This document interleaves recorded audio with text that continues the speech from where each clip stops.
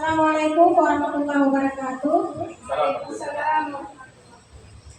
Puji syukur kehadirat Allah Subhanahu wa taala, yang mana pada pagi hari ini kita telah diberi kesehatan dan kesempatan sehingga kita bisa berkumpul di SD yang sangat kita cintai ini. Selawat beriring salam sama-sama kita aturkan kepangkuan Nabi besar Muhammad Sallallahu Alaihi Wasallam yang telah membawa kita dari alam yang tidak berilmu ke alam yang penuh dengan ilmu pengetahuan. Penghormatan saya kepada Bapak Kepala Sekolah SD Negeri 3 Bernun, penghormatan saya kepada Bapak Ibu Dewan Guru SD Negeri 3 Bernun yang sangat saya banggakan. Nah, pada kesempatan kali ini saya ingin memaparkan video yaitu tentang budaya positif. Untuk melengkapi tugas saya di aksi nyata guru penggerak modul 1.4. Nah, sebelum saya mulai ke dalam acara, saya ingin menyapa Bapak Ibu. Gimana Bapak Ibu sekalian hari ini, sehat? Mana Bapak Ibu? Alhamdulillah sehat ya. Semangat terus ya Bapak Ibu ya. Walaupun situasi kita lagi mendesak, mudah-mudahan kita selalu dalam lindungan Allah Subhanahu wa taala. Nah, langsung saja kita memasuki ke dalam kegiatan kita, yaitu menyebarkan pemahaman dan penerapan budaya positif.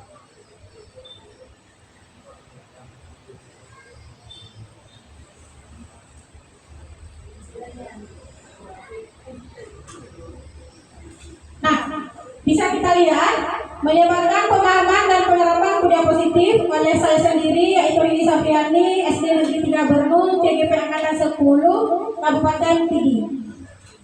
Nah, sebelum saya lanjut, bagaimana perasaan Bapak Ibu ketika mendengar budaya positif?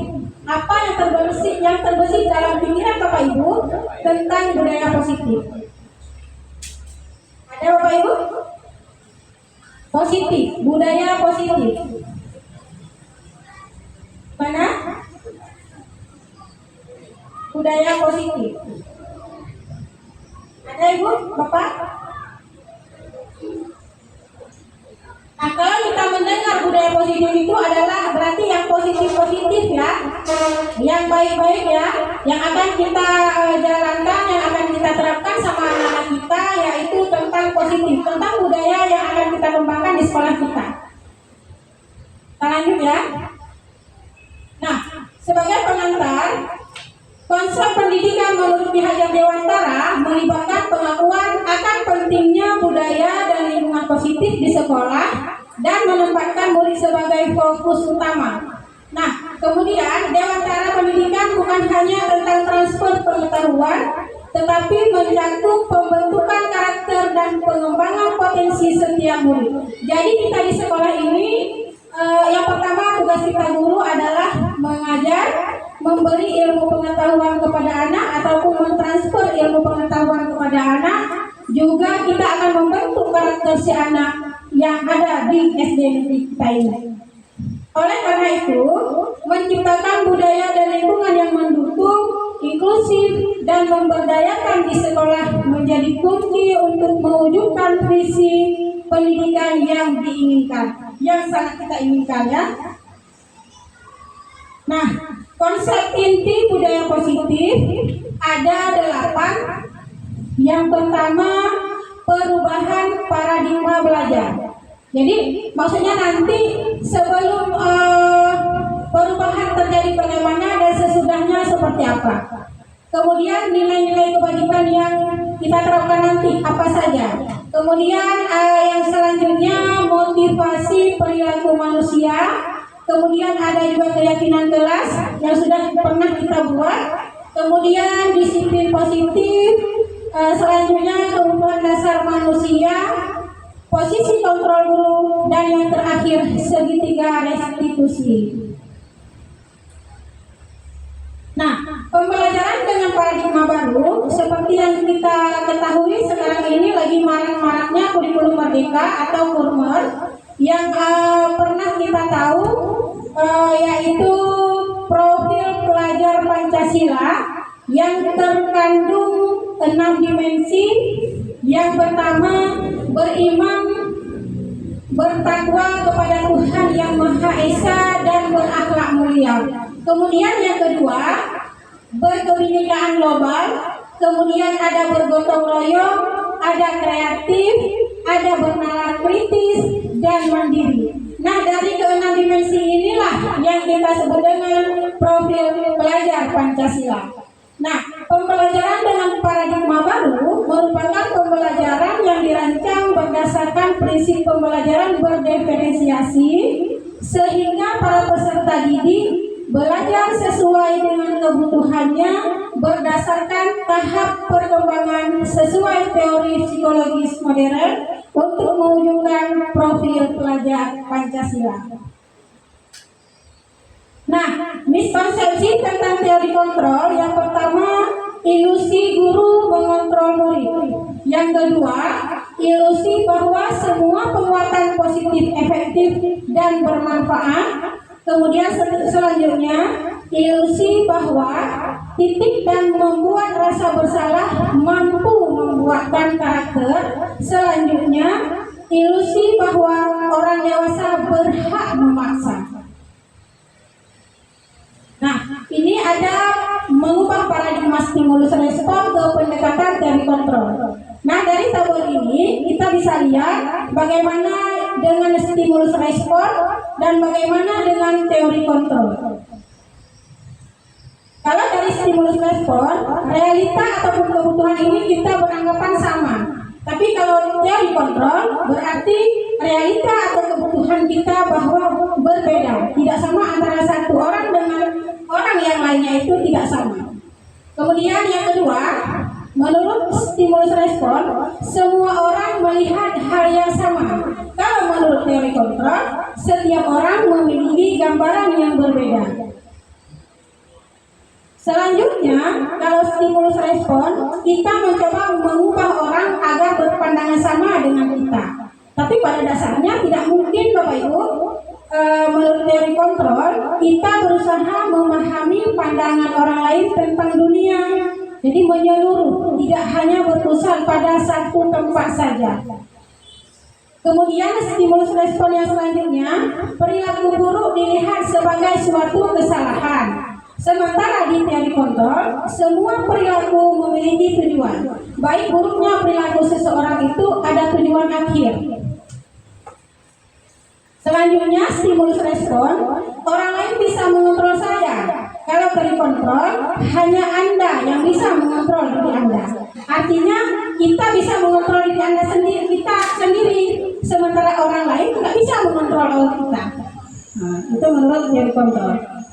Nah, kemudian stimulus respon selanjutnya, saya bisa mengontrol orang lain. Kalau menurut teori kontrol, Anda tidak bisa mengontrol orang lain. Apapun yang orang lain kerjakan, kita tidak mungkin mengontrol orang lain karena jalan pikiran orang sama jalan pikiran kita itu tidaklah sama ataupun berbeda.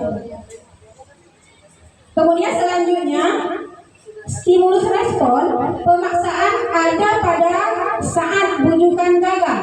Sementara teori kontrol, kolaborasi dan konsensus menciptakan pilihan-pilihan baru. Kemudian selanjutnya yang terakhir, stimulus respon, model berpikir tenang, menang atau kalah. Sementara teori kontrol, model berpikir menang-menang, nggak ada istilah kalah. Selalu beranggapan bahwa menang, saya harus menang. Nah, di sini sudah kita akan membahas tentang disiplin positif.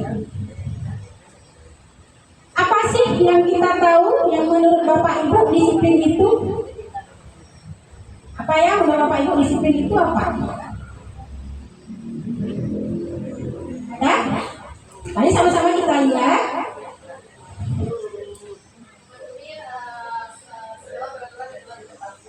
Sangat bagus, Bu Hera. Mematuhi segala peraturan yang sudah ditetapkan. Ada lain? Ada dari Bapak? Disiplin itu sebagai apa? Ada Bapak? Ibu? Nah, sama-sama kita lihat. Disiplin berasal dari kata disiplina, yang artinya belajar. Nah, disiplin mengacu pada disiplin diri,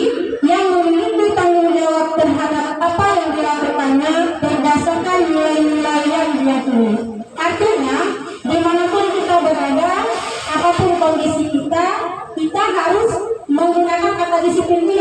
Tidak mesti saya harus disiplin di sekolah saja. Saya harus disiplin sama orang yang jabatannya lebih tinggi dari saya. Tidak ya Bapak Ibu. Kemudian selanjutnya, disiplin positif merupakan salah satu cara penerapan disiplin yang bertujuan untuk menumbuhkan kesadaran serta memberdayakan peserta didik tanpa imbalan, penghargaan atau ancaman atau hukuman.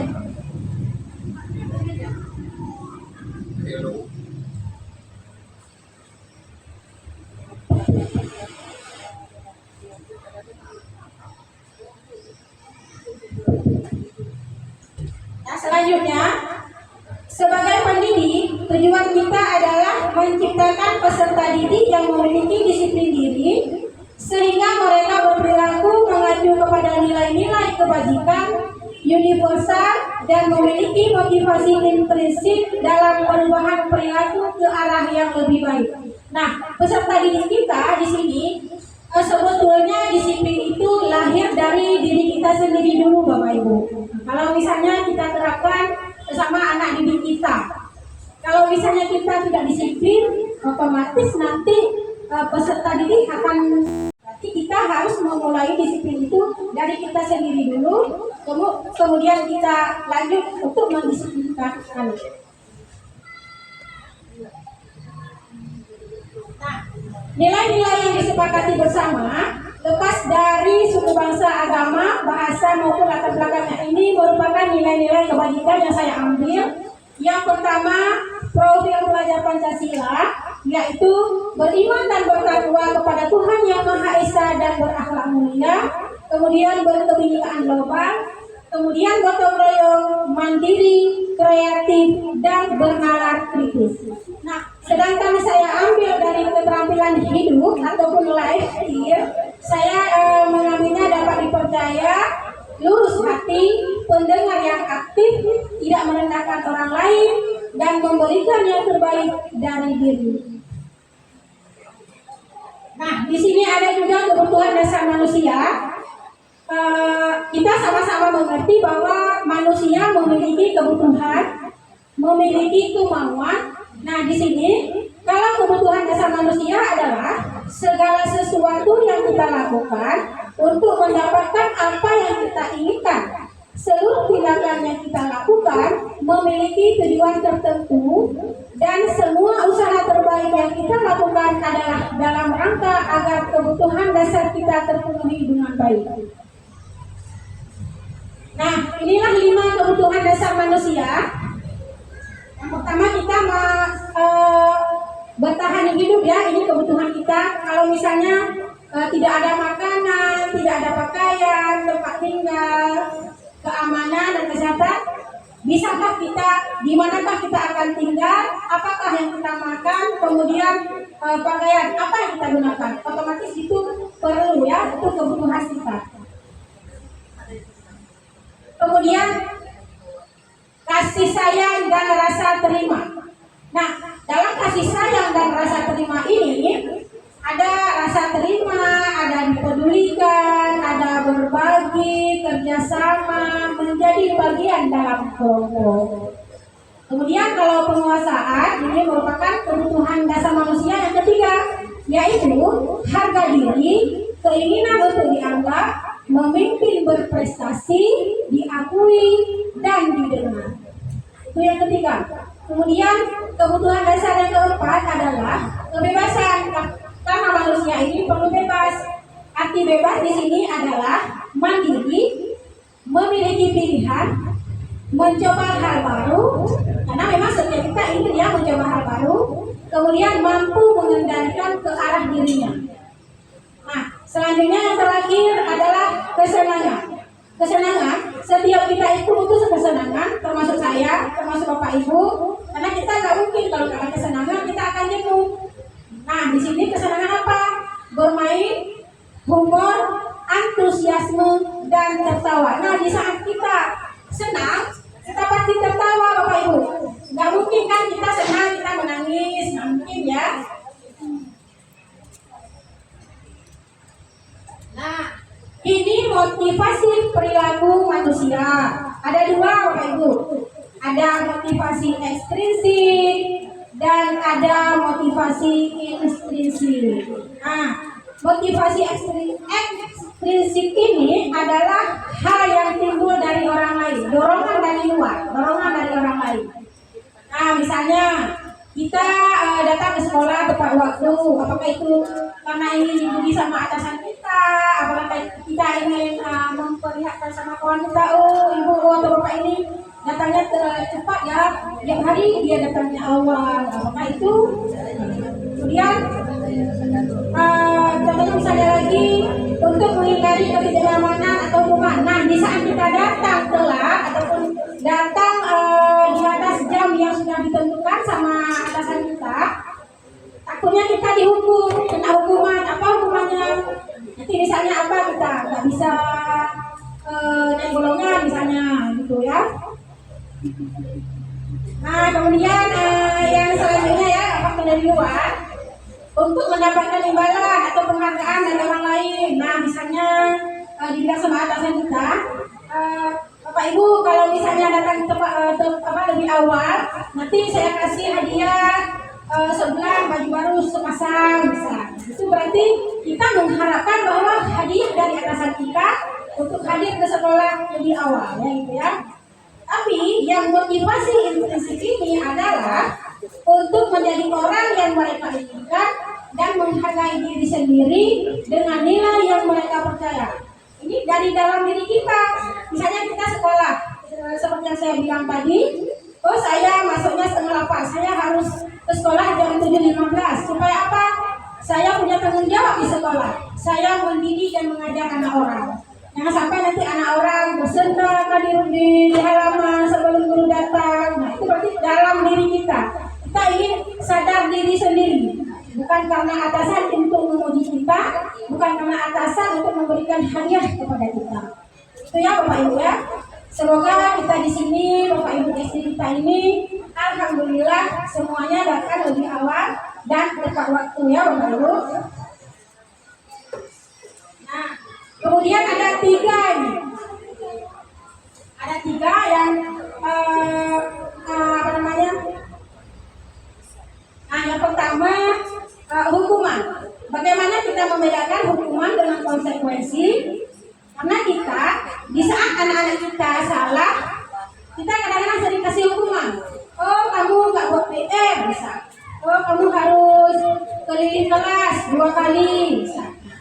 Tidak bisa ya kita membedakan hukuman dan konsekuensi. Mungkin Bapak Ibu lebih tahu hukuman bagaimana, konsekuensi bagaimana, begitu ya. Bagaimana Bapak Ibu? Kalau hukuman itu seperti apa yang pernah kita lakukan? Ataupun konsekuensi bagaimana, restitusi itu bagaimana? Nah, kalau misalnya hukuman, dia tidak terencana, tiba-tiba. Nah, itu berarti hukuman. Yang kita lakukan itu tiba-tiba. Oh, kamu sudah telat. Ayo kamu jongkok 5 kali. Ataupun push up kamu 2 kali. Itu hukuman karena terjadi dengan tiba-tiba. Nah, kemudian yang hukuman lagi, murid tidak tahu apa-apa yang akan terjadi atau tidak dilibatkan. Itu hukuman. Berarti begini maksudnya. Kamu nggak usah ikut lomba aja karena kamu sering membuat onar. Nggak usah ikut lomba kamu. Itu juga hukum. Kemudian bersifat satu arah. Cuma kemauan kita aja. Sementara anak itu nggak mau sebetulnya. Apakah kita suruh dia keliling lapangan, apakah kita suruh dia hormat bendera, nah itu berarti kan kemauan kita. Sementara anak kan nggak mau. Saya nggak mau disuruh hormat bendera sama ibu, apalagi panas ya, kalau kayak panas. Itu merupakan betul. Kemudian berupa fisik. Fisik dia yang akan berkorban, bukan fisik kita, bukan anggota dia yang berkorban. Nah, kemudian kalau konsekuensi terencana disepakati dulu. Nah, misalnya begini, anak-anak kalau misalnya nanti ada kawan kita, misalnya kita buat satu permainan, bisa. Ada kawan kita nanti permainan itu dia tidak sesuai dengan arahan, nanti apa ya konsekuensinya? Apakah nanti suruh selawat di depan kelas? Apakah nanti suruh nyanyi di depan kelas? Ataupun kita suruh mengaji ayat pendek di kelas? Itu konsekuensi. Berarti anak itu ada terencana dulu. Oh, nanti kalau misalnya saya kalah, begini berarti konsekuensinya. Jadi anak itu tidak merasa kita tekan, oh harus melakukan ini, ya. Kemudian murid tetap dibuat tidak nyaman. Artinya begini, tidak nyamannya begini. Nanti kalau misalnya saya saat kalah dalam permainan, saya mendapat konsekuensi. Saya misalnya disuruh berselawat, sementara selawat saya tidak hafal betul. Nanti dari situ dia merasa tidak nyaman. Kemudian sikap guru memonitor murid selalu. Nah, kita selalu memantau dia istilahnya. Dia di saat melakukan permainan seperti yang tadi saya bilang, oh ini dia salah ataupun dia tidak sesuai dengan harapan permainan yang kita lakukan. Nah, kalau misalnya restitusi, proses menciptakan kondisi bagi murid untuk memperbaiki kesalahan. Nah, bisa di saat ada siswa ataupun anak kita sering datang terlambat. Nah, kita buat sama dia, bilang sama dia, besok-besok jangan terlambat lagi karena kita mulai belajar jam berapa. Jadi harus datang lebih awal begitu ya. Kemudian yang kedua, proses yang kolaboratif, mengajarkan murid untuk mencari solusi sendiri. Nah, di saat dia terlambat, bagaimana untuk esok harinya dia nggak terlambat lagi? Nah, jadi berpikir sendiri, apakah karena hari ini dia datang terlambat karena terlambat tidur? Nah, untuk besok berarti dia harus tahu, oh besok saya jangan datang telat lagi, harus bangun, berarti lebih awal dari hari ini. Nah, sekarang posisi kontrol guru itu ada 5 ya Bapak Ibu ya. Apakah nanti kita di sini yang nomor 1, nomor 2, nomor 3, 4, dan 5 ataupun mencakup semua? Nah, yang pertama ada penghukum, kedua ada pembuat merasa bersalah, yang ketiga sebagai teman, yang keempat sebagai pemantau, dan yang kelima sebagai manajer. Nah, di sini nanti kita sama-sama bisa kita menilai diri sendiri, termasuk saya. Di posisi manakah saya sebagai guru? Nah, di sini mari sama-sama kita lihat ada video. Ada ya sama-sama.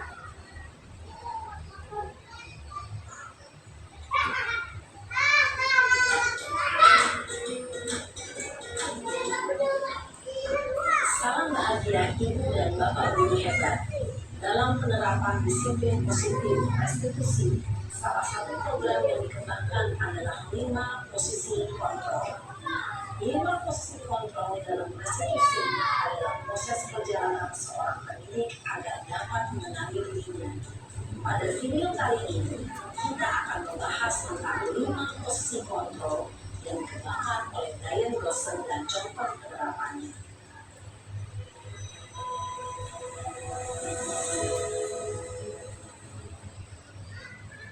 5 posisi kontrol itu adalah 1.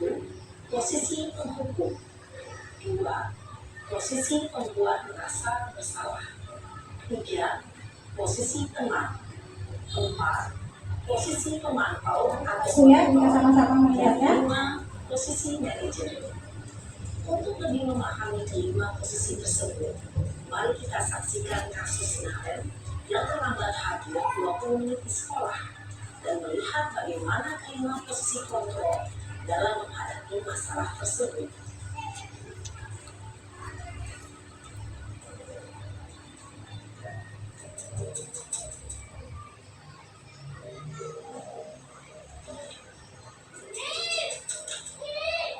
Nah, ini sebagai posisi penghukum Bapak Ibu. Sini kamu.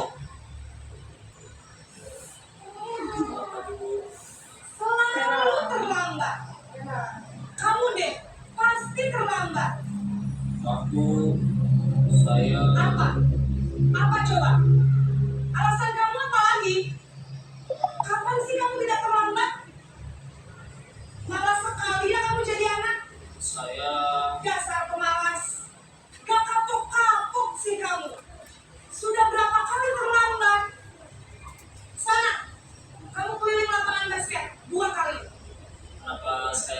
harus melakukan basket, Bu.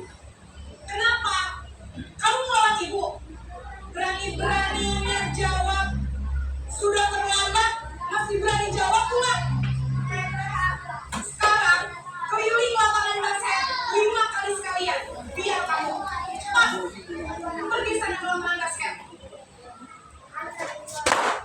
Posisi tertutup biasanya berbicara dengan nada tinggi, menghardik, menunjuk-nunjuk, menyakiti, dan membunuh.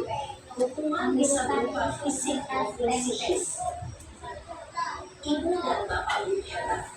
Dampak yang terjadi pada murid ketika guru berada pada posisi pemukul adalah murid cenderung akan memberontak, bahkan menyimpan dendam. Semuanya lengkap ya tidak? Yang itu, oh tidak nonton saja.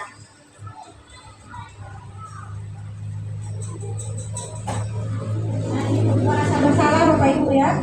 Kasus yang kedua ini.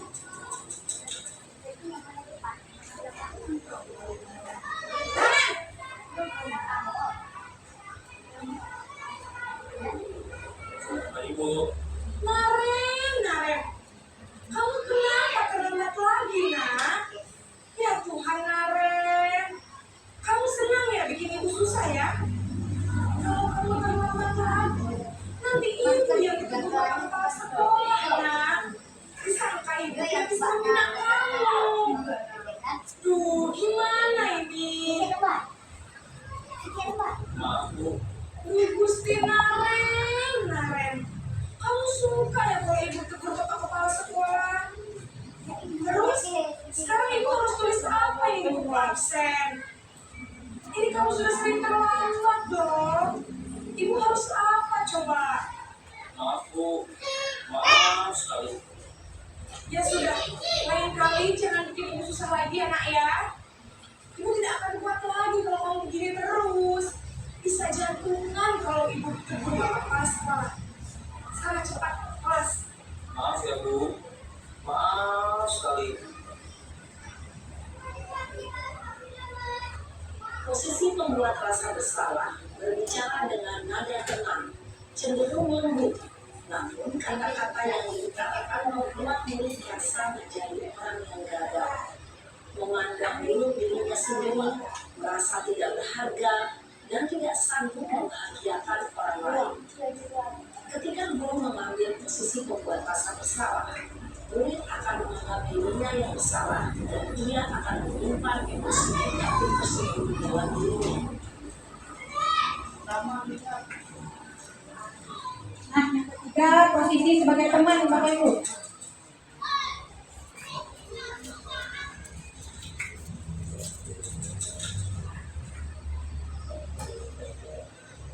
Naren!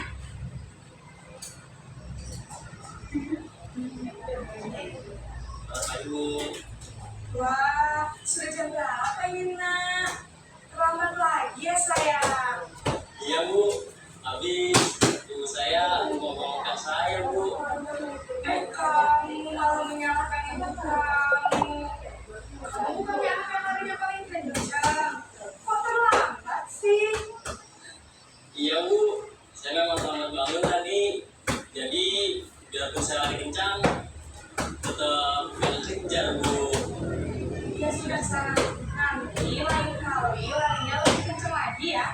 Biar gak terlambat lagi. Bikin seneng ibu. Demi ibu.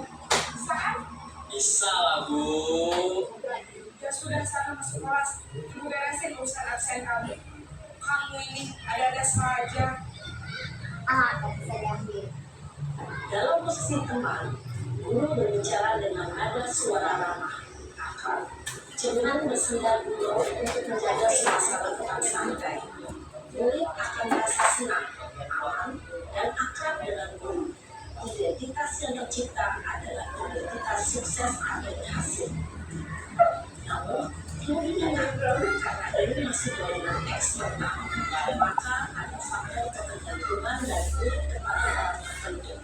Di sini, guru absennya, sehingga di lain waktu, murid bisa berperilaku baik, namun hanya kepada orang-orang tertentu saja. Nah, posisi pemantau atau monitor. Yang keempat nih Bapak Ibu.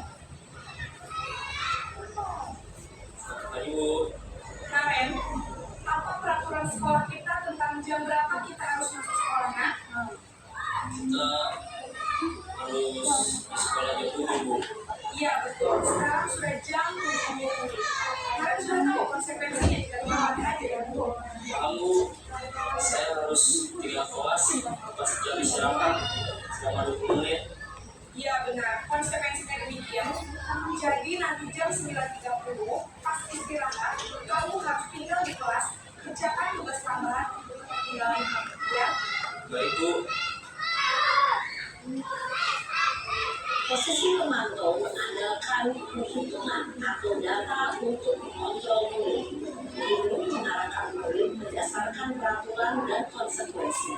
Seorang pemantau menunjukkan bahasa tubuh dan ekspresi wajah yang datar dan cenderung formal.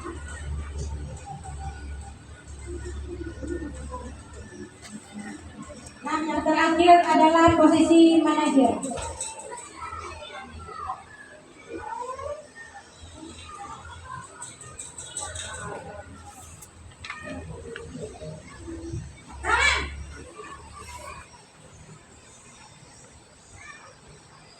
Selamat pagi Bu. Selamat pagi Naren. Maaf Bu, saya terlambat.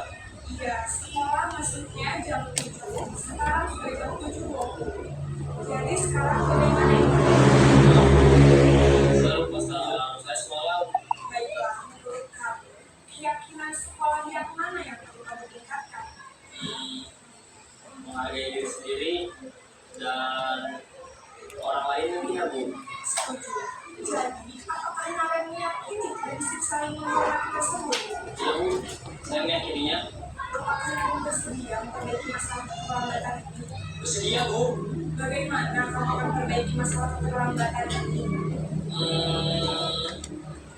Saya akan coba untuk tidak lupa menyetel alarm saya Bu. Baik, kalau kamu lupa menyetel alarm di rumah, ada orang yang kira-kira bisa bantu mengingatkan diri. Ada Bu, kata saya, Kak Emma. Ada lagi selain KM. Selain Kak Emma, ada ibu saya. Baik, jadi yang mengingatkan Naren adalah KM dan ibu ya. Kira-kira akan mulai start alarm kamu ya? Setelah pulang sekolah, akan segera saya lakukan.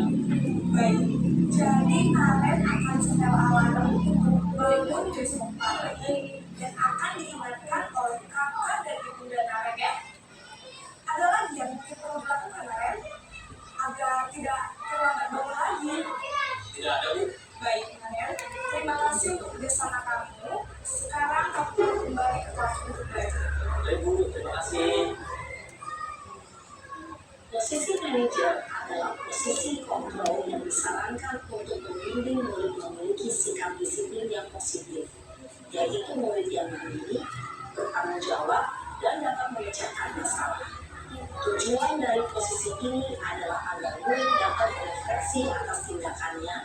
Guru akan dengan tulus memberikan pertanyaan-pertanyaan bermakna, sehingga membuat murid dapat belajar dari kesalahannya dan mencari sebuah solusi untuk menyelesaikannya.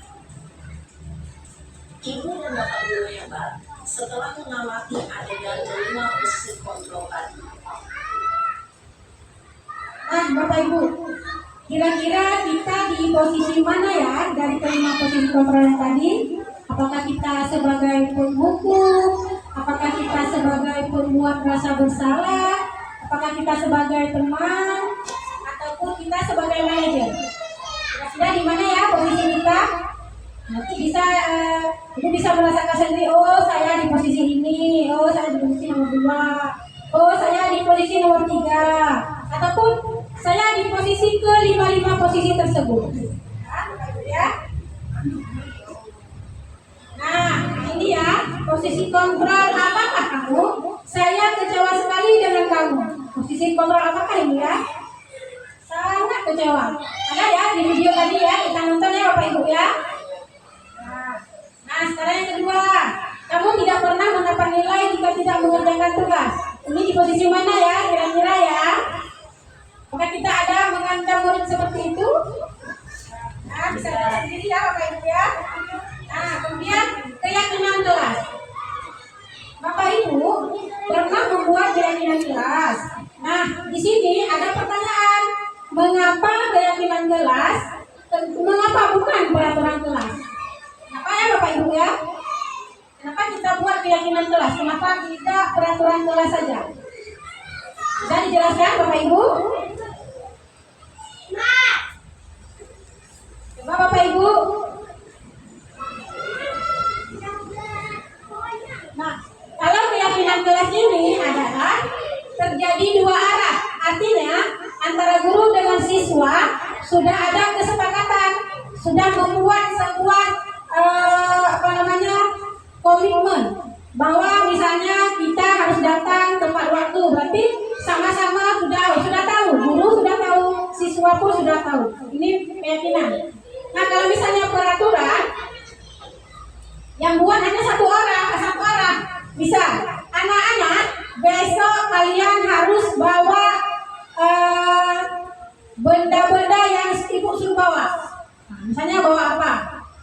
Itu kan terjadi karena peraturan dari guru, bukan kemauan bukan disepakati dulu antara guru dengan siswa. Kita duluan kita yang buat. Ataupun begini, misalnya masuk ke kelas harus jam 8. Berarti kan sudah komitmen. Harus terjadi, tidak boleh tidak. Itu peraturan. Kemudian contoh yang lain lagi yang termasuk ke peraturan itu yang beda dengan keyakinan ya. Misalnya kalian datang ke sekolah harus seragam sekolah. Itu udah peraturan, harus dijalankan walaupun anak-anak merasa keberatan. Artinya begini, tidak boleh tidak menggunakan baju seragam sekolah untuk ke sekolah. Masuk kelas. Itu udah peraturan ya. Berarti antara keyakinan dan peraturan itu sangatlah berbeda. Nah, di sini ada segitiga restitusi, yaitu suatu proses dialog yang dijalankan oleh guru agar dapat menghasilkan murid yang mandiri dan bertanggung jawab. Nah, kemudian segitiga restitusi yang bagian pertama yaitu menstabilkan identitas. Bagaimana sih yang dikatakan dengan menstabilkan identitas? Nah, berdasarkan prinsip membuat kesalahan adalah bagian dari proses pembelajaran. Nah, di sini yang termasuk ke dalam menstabilkan identitas yang pertama, berbuat salah itu wajar. Nah, di saat kita menegur murid kita, ada kita bilang berbuat salah itu wajar, tapi ada kata tapinya ya, Bapak Ibu ya. Nah, kemudian tidak ada manusia yang sempurna. Nah, di saat menstabilkan identitas. Kemudian ibu atau bapak juga pernah melakukan hal itu. Kemudian selanjutnya ibu atau bapak tidak mau mencari siapa yang salah, tetapi ibu atau bapak ingin mencari solusi dari permasalahan yang dilakukan oleh siswa. Kemudian yang terakhir, kamu berhak merasa begitu. Nah, ini termasuk ke dalam menstabilkan identitas. Kemudian yang kedua, segitiga restitusi yang kedua, validasi tindakan yang salah, yaitu berdasarkan prinsip setiap perilaku berupaya memenuhi suatu kebutuhan tertentu.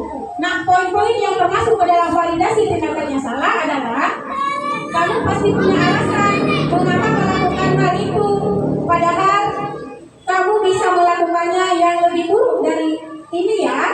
Nah, begitu ya pertanyaan kita. Kemudian yang selanjutnya, kamu patut bangga karena telah melindungi sesuatu yang penting buatmu. Kemudian selanjutnya, kamu melakukannya karena mempertahankan sesuatu yang penting bagimu. Nah, ini merupakan validasi tindakan yang salah. Nah, yang ketiga dari segitiga restitusi adalah menanyakan keyakinan, yaitu berdasarkan prinsip teori kontrol bahwa pada dasarnya kita termotivasi secara intrinsik. Poin-poinnya adalah apa keyakinan kelas kita. Nah, di saat kita melakukan kegiatan segitiga restitusi ini, kita tanya sama siswa apa keyakinan kelas kita, kemudian nilai-nilai apa yang telah disepakati bersama. Selanjutnya, seperti apa gambaran sebuah kelas yang ideal menurut kamu. Terus yang terakhir, kamu ingin menjadi orang yang seperti apa. Nah, sebagai penutup, dalam penerapan disiplin positif, hendaknya guru memiliki standar kepribadian, profesional, dan sosial yang baik, di mana guru mampu merefleksi dirinya dalam posisi kontrol saat ini, bagaimana perjalanan dirinya sebagai among ataupun manajer yang menuntun murid-muridnya menjadi insan yang mandiri, merdeka, dan bertanggung jawab. Nah, ini adalah bagian dari standar nasional pendidikan. Nah, di sini Bapak Ibu, sekian ya. Nah, dari sini menurut Bapak Ibu ada yang kasih saran sama saya atau masukan apa? Karena saya pun kan masih banyak kekurangan ya Bapak Ibu ya.